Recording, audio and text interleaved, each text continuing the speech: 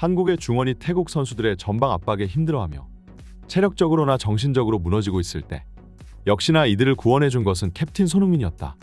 손흥민은 각이 없는 상황에서 골키퍼의 다리 사이를 노리는 역대급 슈팅 기술을 보여줬고, 도저히 불가능한 상황에서 골을 뽑아내는 손흥민의 클래스에 태국 팬들은 머리를 감싸줄 수밖에 없었다. 태극전사들은 이번 경기, 지난번에 패배를 서력하고 싶었습니다. 아시안컵의 하극상 사건 이후 이어서 클린스만의 경질, 그리고 축구협회장 정몽규와 팬들의 대립까지 하루가 멀다 하고 조용할 날이 없었던 한국 축구계였고, 그만큼 선수단 분위기도 뒤숭숭하기 짝이 없었습니다. 이런 와중 급하게 소방수로 올림픽 대표팀에 황선홍이 선임되었지만, 황선홍 입장에서도 이런 상황에서 팀을 빠르게 재정비하기란 너무나도 과한 요구였고, 결국 한국 대표팀은 지난 태국전 조직력에서 문제점을 드러내고야 말았습니다. 한국 대표팀의 주장 손흥민이 선제골을 기록하며 앞서 나가기 시작했지만, 후반전 동점골까지 먹히며 자신들의 안방에서 1대1로 비겨버리고 만 것이죠. 한국 대표팀의 홈그라운드에서 열린 경기였기 때문에 팬들 입장에서는 더욱 납득하기 힘든 결과였고, 대표팀은 결국 이번 태국 원정에서 반드시 승리를 쥐고 돌아가야만 했습니다. 한국 대표팀은 적팀으로서 태국 땅을 밟았지만, 그럼에도 불구하고 현지 태국 팬들은 대한민국 대표팀을 환영하기 위해 수만 명의 인파가 공항에 몰렸습니다.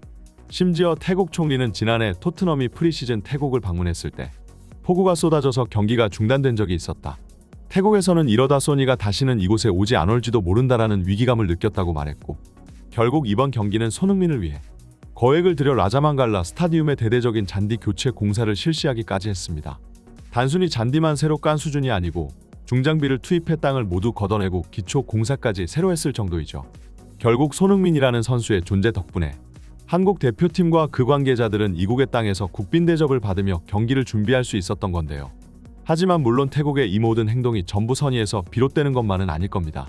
이번 경기는 안표값만 10배 이상이 뛰었을 정도로 태국 현지에서 그 열기는 역대 최고치를 갱신하고 있는 중이고, 바로 지난 경기 대한민국의 홈에서 이미 이변을 일으켰기 때문에 태국 축구계와 그 국민들은 자신들의 안방에서 두 번째 기적을 만들어내기를 바라는 중이죠.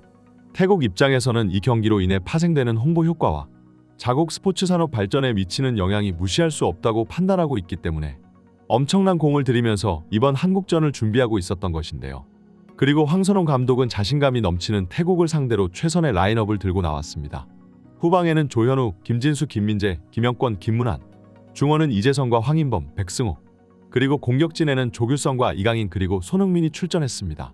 무승부를 거뒀던 지난 경기 전반전의 양상을 되짚어보면 전반 20분까지 태국이 굉장히 강력한 전방 압박을 펼치는 모습을 볼 수 있었고, 이번 경기에도 태국은 그때와 같은 전략을 선택했습니다. 강한 압박으로 공을 탈취해내며 코너킥 찬스를 만들어낸 태국은 그 이후 상황에서 예리한 패스가 대한민국 수비수들 사이로 통과되며 경기 시작 2분 만에 먼저 슈팅을 허용한 것은 한국 대표팀이 되었는데요. 그리고 12분 황인범의 날카로운 패스가 전방에 손흥민에게 들어가며 골키퍼와 1대1 찬스를 마주했지만, 아쉽게도 손흥민의 슈팅이 골키퍼에 막히고 말았고, 대한민국의 첫 유효 슈팅은 아쉽게도 골로 연결되지는 못했습니다. 하지만 경기를 주도하는 것은 한국이었고, 결국 전반 18분 이강인의 날카로운 패스가 조규성을 향해 예리하게 빠져들어갔는데요. 조규성은 골키퍼를 제치면서 슛을 날렸지만 이것이 발에 빗맞고 말았고, 그 공은 그대로 크로스가 되면서 이재성의 발 앞에 연결되며 선제골이 만들어졌습니다. 하지만 역시 최근 아시아 지역에서 기세가 좋은 태국답게 선제골을 먹혔음에도 물러섬이 없었습니다. 지난번 대결 때와 같은 이변을 노리면서 호시탐탐 빈틈을 노렸고, 한국 수비진은 42분 다시 한번 집중력이 흐트러지며 사실상 실점이나 다름없는 기회를 내주기까지 했습니다.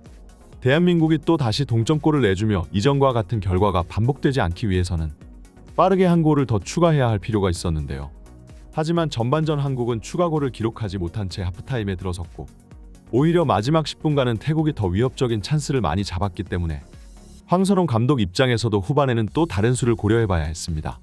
그리고 후반전 백승호를 대신하여 박진섭이 투입되었지만 여전히 후방 지역에서 태국 선수들의 전방 압박을 쉽게 벗어나기는 힘들어했습니다. 그리고 간신히 밀집 수비를 뚫어내고 나면 태국 선수들이 전략적 파울을 통해 한국의 역습 찬스를 곧바로 저지해버리니 선제골을 넣었음에도 여전히 뭔가 풀리지 않는다는 느낌의 한국 대표팀이었습니다. 하지만 역시나 이런 힘든 타이밍에 한 건 해주는 건이 바로 손흥민이었는데요. 53분 이강인이 중앙에서 볼을 잡으며 뒤로 부드럽게 돌아섰고, 곧바로 측면에 손흥민에게 빠른 템포로 공을 전달해줬습니다. 손흥민은 이 타이밍에서 안쪽이 아닌 오히려 바깥쪽 드리블을 선택했고, 어찌 보면 여기는 슈팅 각도가 없기 때문에 스스로 자멸하는 듯이 보일 수도 있었으나 손흥민은 오히려 골키퍼의 가랑이 사이를 노리면서 깔아찼고, 이것이 그대로 통과되면서 태국의 골망을 흔들었습니다. 손흥민의 클래스와 판단력 그리고 슈팅 기술을 엿볼 수 있었던 수준 높은 골이었는데요. 이렇게 한국 대표팀은 태국 원정에서 승리를 거두었고, 지난 아시안컵 요르단전 패배 이후 처음으로 맛본 승리였습니다. 저번 대결에서는 무승부로 실망스러운 결과를 거두었지만 적어도 이번 재대결만큼에서는 만회에 성공한 한국 대표팀이었는데요. 그리고 손흥민은 지난 태국전에 이어 2경기 연속으로 골맛을 봤는데요. 다행히도 이번 태국 원정은 자신이 골을 넣음과 동시에 대한민국 대표팀의 승리도 챙겨올 수 있었습니다. 클럽이건 국대건 손흥민의 득점 행진은 멈추지가 않습니다. 심지어 오늘 꽂아넣은 환상적인 무각도 슛은 영국 현지에서도 두고두고 화제가 되는 중인데요. 그들은 이런 각도와 위치에서 골을 성공시킬 수 있는 선수는 오직 손흥민 밖에 없을 거라며, 국대 기간이 끝난 후 토트넘으로 복귀해도 여전히 연속 득점 행진을 이어나갈 수 있으리라 믿고 있습니다. 토트넘으로 복귀한 손흥민의 다음 상대는 루턴 타운인데요. 상대가 리그 최약체 팀이기도 하고 호스퍼 스타디움에서 열리는 경기라 홈팀 토트넘의 강세를 예상하고, 여기서 손흥민은 다시 한번 대량 득점을 노려볼 수도 있는 경기입니다. 국대에서 맛본 득점 감각이 클럽에서도 그대로 이어지기를 기원합니다. 이번 영상은 여기까지입니다. 구독과 좋아요는 사랑입니다.